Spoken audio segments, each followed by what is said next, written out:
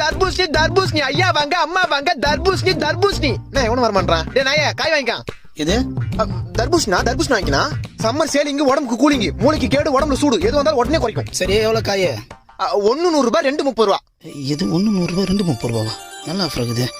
இந்த 2 கொடு. கொடுக்குறேன். என்னண்ணா யோ 2 பீஸ் தான் 30 ரூபாயா? பின்ன முழு காய 30 ரூபாய்க்கு 2 கொடுப்பாங்க. அப்புறம் அவள் தான் போக வேண்டியதா துண்ட போடணும். யோ 30 ரூபாய்க்கு 2 காய் கொடுக்கலாம் குடியா?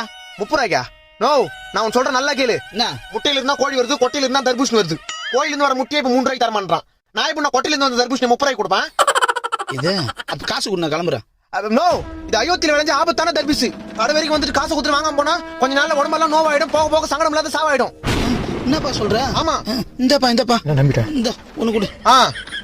இந்தா 2 கிலோ வாங்கு. லூஸ் மாதிரி யோசிக்காம வீட்டுக்கு எடுத்து ஜூஸ் போட்டு குடி. சரிப்பா இன்னும் 2 காய் எக்ஸ்ட்ரா எடுத்துக்கலாம் போல இருக்குது.